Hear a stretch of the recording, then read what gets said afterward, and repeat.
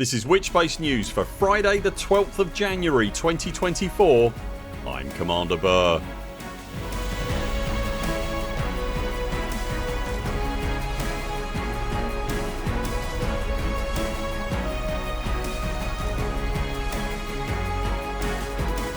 In Elite Dangerous news this week, there's a new article detailing how to identify other galaxies in the elite sky.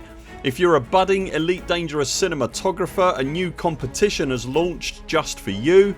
FDEV announced the publication of their interim results, and more. You know how this bit goes. Please like, subscribe and ding that little bell so that YouTube shows you all our content. And if you'd like to help directly support our work here at the Buur Pit, you can also support us through Patreon. Links to that and everything else are in the description below. I can't pronounce Elite Dangerous in French to a level that I'm personally comfortable with, and so our first article today has been produced with the very kind assistance of Optimus Koala from l'Élite Dangereuse. So with that established then, if you're unfamiliar with the fine work of the team at l'Élite Dangereuse, then allow me to quickly bring you up to speed. The site is publishing a series of Elite Dangerous narrative based adventures designed to be followed in the game. When you reach particular benchmarks in the game, you can trigger the next instalment of the adventure on the website, and this often includes fully voiced dialogue from the characters in the adventure. The team have even started using the voices of some recognisable content creators from within the Elite Dangerous community, including the streamer and Lave Radio co-host Commander Psykit, Lave Radio co-host and unlicensed SRV disassembly engineer Commander Alec Turner, Galnet News Digest co-presenter Commander Pete Wotherspoon and, checks notes, one Commander Rennie Weenie, oh Reenie is that? The adventures are an excellent enhancement to the existing ED experience and often will lead you to sites and places in the game that you haven't seen before. As if that wasn't enough, however, the team at l'Élite Dangereuse have also however began publishing their own series of written articles. Of particular note, recently there are articles about identifying the other real galaxies that are present and visible in the Elite Dangerous sky, and the composition of gases that produce specific atmospheric colours in the skies on Odyssey's tenuous atmospheric worlds. But you'll also find articles on efficient exobiology, optimising material gathering using Inara, and deciphering the messages hidden in the noises made by Thargoid probes. Highly recommended. You'll find l'Élite Dangereuse website linked below this video. If you're looking for something to do in the game but perhaps aren't looking for combat but you're still keen on a group activity, then there are always generally expeditions about to leave or in the planning stages. The Grand Expedition 3310 is a French language expedition hosted by Remlock Industries that is leaving the bubble in just 2 days time, as at the time of recording, for a 22 waypoint tour returning later this year in April. If you're not quite ready to leap into the black immediately, however, then the 42 expedition is leaving the bubble at the end of March and not returning until October. In a somewhat original twist, the organisers are also promising some multi-billion credit rewards for the winners who complete the expedition in 3 specific categories. To check these or indeed any of the other many expedition events that happen in Elite Dangerous, you'll find the EDSM Expedition page linked below this video. If you fancy yourself as an Elite Dangerous cinematographer, then Commander AuraxisAnimus is hosting an Elite Dangerous video competition from the Elite Events Discord server. AuraxisAnimus is the creator of the popular Elite Dangerous cinematic We Are Elite, which you'll find linked below this video, and the competition is asking for cinematic style videos on the theme of We Are Elite, what does being elite mean to you, offering various tiers of ARX rewards as prizes. As at the time of recording there isn't currently a way of gifting ARX directly without involvement from FDEV, and so Auraxis is trying to secure the prizes directly from Frontier. If the good commander is unsuccessful in that regard, then they're promising the cash equivalent instead. If you fancy entering the competition or you just want to see the excellent We Are Elite cinematic, then you'll find the video and the Elite Events Discord server linked below this video.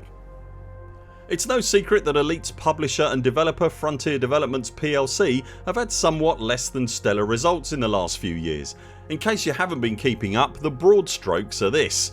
The long awaited and anticipated Space Legs expansion to FDEV's genre defining flagship space simulator Elite Dangerous Odyssey arrived in 2021 in a severely unfinished state. Off the back of that, it was generally reviewed very negatively and therefore sold significantly below expectations, meaning the company ended up writing off the cost of developing the expansion in the first place. Hot on the heels of that rather disastrous launch came F1 Manager 2022. This was Frontier's attempt at creating a FIFA football style annual release sports licence title. Whilst the game generally reviewed fairly well and in fact sold fairly well, it didn't perform to the level that FDEV had hoped, and it was quickly followed up by the following year's entry into the franchise, which was similarly reviewed fairly well, but you can probably guess the rest. During this period, FDEV also released Jurassic World Evolution 2 as well as various add-ons and expansions to that game and their other park and creative management titles, which did very well for them, but they really needed another solid hit again. They then decided to bet a large portion of the available farm on their first entry into the real-time strategy genre with the release of Warhammer Age of Sigmar Realms of Ruin in November last year. Not only are RTS games something that FDEV had no experience in, but Warhammer Age of Sigmar is the least popular and least well known of the available Warhammer franchises. To say that the now somewhat ironically named Realms of Ruin has underperformed would be a gross understatement. By the limited metrics that are available to us, it would appear that Realms has been a near catastrophic flop for FDEV. In November last year, following the initial sales and reception of Realms, FDEV announced in a business update to the stock market that they were downgrading their sales forecast for the year ahead and that the company's strategy moving forward would be to refocus their development efforts toward creative management sims that had done so well for them in the past. They also stated that they would quote, continue to develop and support unquote, their existing portfolio of games, quote, including Elite Dangerous unquote. As if the end of 2023 wasn't bad enough for FDEV, the same period also saw Frontier instigate a series of staff redundancies right across the company in an attempt to reduce their operating costs by up to 20%. Once those cost cutting measures were completed, FDEV stated that they would again report back to the stock market as part of their regular half yearly results in January. As you can imagine, all of this news has not helped the company's share price, which saw a fall of 20% from its already low valuation in November alone. Interestingly, following the lows of November and December, we've seen board members at Frontier purchasing more shares in the company. The share purchases that have to be publicly recorded have come from various board members including the CEO Johnny Watts, FDEV's Chief Financial Officer Alex Bevis and further purchases from the wife of James Mitchell, Joy Hu. James Mitchell is a non-executive director at FDEV and the Chief Strategy Officer and Senior Executive Vice President at the Chinese company Tencent, who are themselves one of the major investors in Frontier.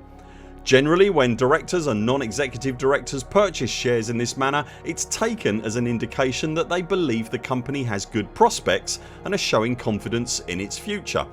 The financial markets also viewed the purchases favourably and the share price has since increased and maintained a slightly better level than that seen prior to the purchases. As we previously discussed, the next financial update for FDEV is the release of their interim results, and this week FDEV confirmed these will be published next week on the 17th of January.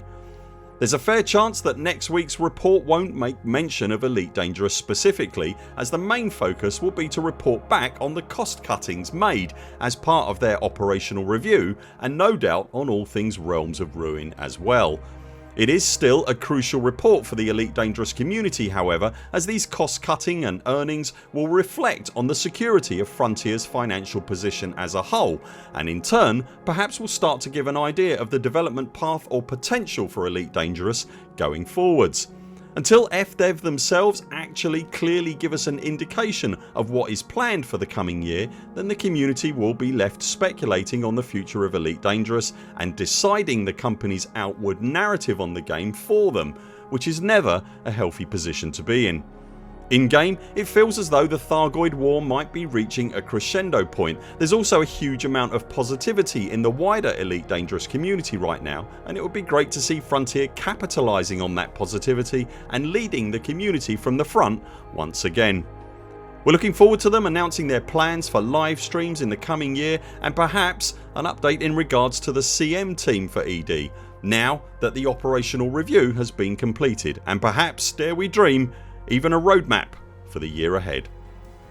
Will you be following an Elite Dangerous adventure? Are you planning on entering the video competition, or are you heading away from civilization on an expedition? Let us know in the comments below. That's it for now. Thanks very much for watching. We'll be back later this week with more videos. Until then, 07 Commanders, follow the greens on the way out and do keep clear of the toast rack. We very much look forward to seeing you next time.